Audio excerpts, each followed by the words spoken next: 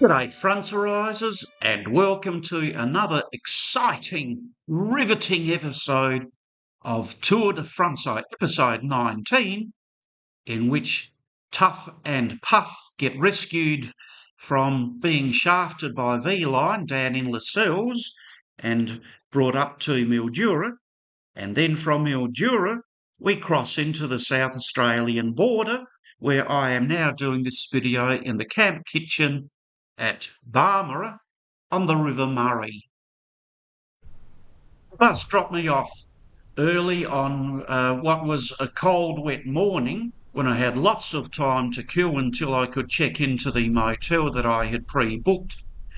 And so it was lots of walking that day to get a few things done, a bit of shopping that I was wanting to do, things like picking up my bivvy, and eventually I was able to check into the motel, the Mid-City Plantation Motel.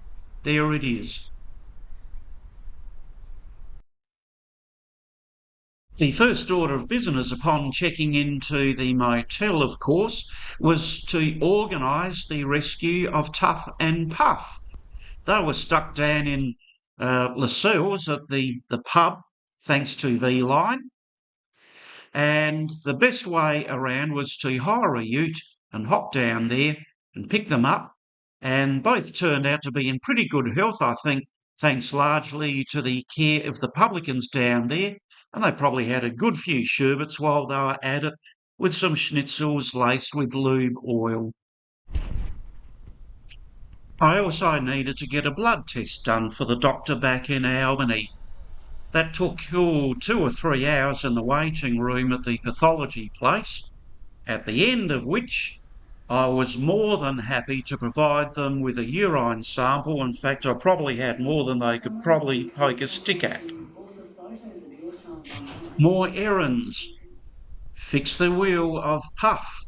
Make sure everything with the bike is looking good. Film editing and laundry. Yes, indeed, I was a busy boy there in Mildura. This is the River Murray. This is what philosopher Homer Reith once called Australia's Nile. And why not? Because if it were not for this river and for its systems of locks to regulate its flow, this whole area would basically be desert. Instead, it's prime agricultural country.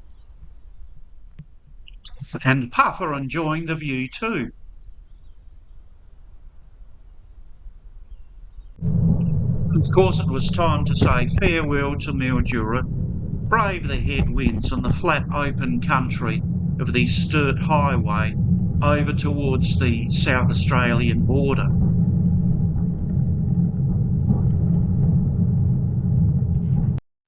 The 20-kilometre mark. I had been going great guns, but it was time for my first scheduled stop for the day's ride when I was met by Jeff and Karen, a grey nomad couple in their caravan, who invited me in quite nicely for a cup of coffee and a good half an hour's chat. At the end of my first day on the Sturt Highway, this is Kallalarain and its lake and the caravan park. Beautiful lakeside property, and I tried to get some photos of some of the interesting bird life. Would you like to be on social media? No, I don't want your backside. Turn around the other way. Nah, no good. You, mate, do you want to be on social media? Yep, give us a big beaky smile. Nah, no good. Never work with children and animals. But then it was back onto the bike and more of the Sturt Highway. To me, this was a bit of a test, as the distances were longer and it was long, straight stretches of road. To me, it was a bit of a test of Nullarbor-like conditions without the heat. The traffic was there. The verge could be variable. Some of these trucks were of concern, like that one just went past me.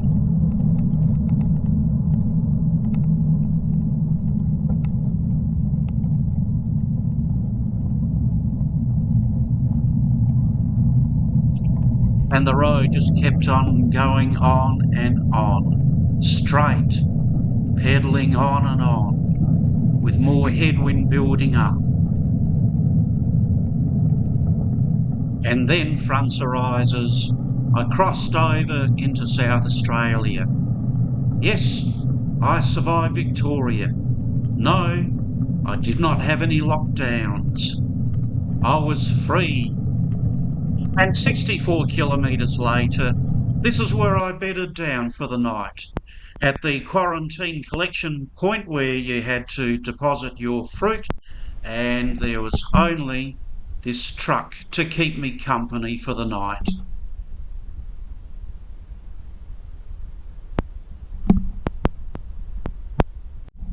And a couple of kilometres down the road, there was a quarantine place where I was checked for any naughty fruit by some very friendly staff.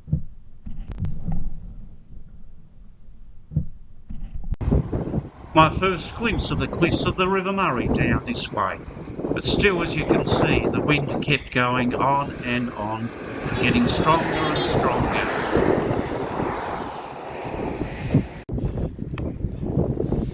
This is much of the reason why I chose to do a short day today. These winds are really playing up. I'll just swap the video around so I can have a look at the trees. Have a look at those ones. Back onto me. Well, the weather report predicted 30 kilometre an hour northerlies or westerlies. Either way, it's against me. I have just completed what actually turned out to be the pleasant bit. The wind was a crosswind rather than a headwind. As it is, my legs haven't got much in them. That was from the start of today. It's been a lot of walking, and it's just as well that I chose to do a distance where, if nothing else, I could walk it. Turned out to be a good choice. I'm so looking forward to bedding down in Renmark tonight.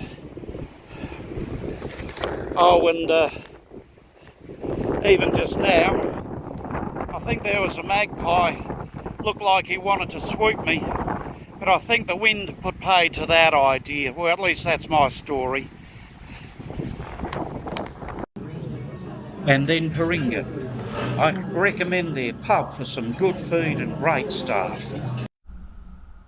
Well, I was advised by this lovely waitress that there was this path that started in the middle of the railway bridge there, where it used to be the railway, where I got an excellent view of the River Murray going into Renmark, and then there was this track where I was at least sheltered from the worst of the wind. But by the time I got into Renmark, boy, was I glad to be done with this, what was an absolutely brutal day of, it was meant to be riding, but it turned out to be more like walking. Before I could leave Renmark, of course, another job to be done was laundry, and then also fix a flat front tyre of Tuffy. Then again, with half a day available to me now, I still managed to do more Sturt Highway with what was generally a pretty good verge. Well, there was a change. I managed to do 34 kilometres going through Berry, where I was able to do a few bits of shopping. I enjoyed a banana thick shake, and then, of course, Berry is home to some Riverland wine growing country. Here is a good few vats of plonk that I would love to get into. And I don't know if these are wildflowers or not, but I do recognise a flower when I see one. But I am assured that these are actually a weed. But what the heck? I thought they were pretty flowers, so why not have a shot? And then at the end of that day, it was into barmera, where I could sit back and enjoy the views of Lake Bonnie at the caravan park. And so, dear Franzo, that ends what I would say is a week of mental challenges and also the physical challenges of facing what has been some pretty brutal headwinds. That leaves me at Barmera to enjoy a day's rest, where I can sit down and edit this video for you. If you enjoyed this video, don't forget to click like and subscribe and share the video. And if you would like to contribute to the Shout Me a Beer campaign, check out the link in the description below. You'll need to copy and paste it. And that way, if the door can stop banging for a couple of minutes, that way you can help contribute to the production of these videos. Thank you for your interest. Thank you for watching. And we'll see you again a bit down the track. Bye.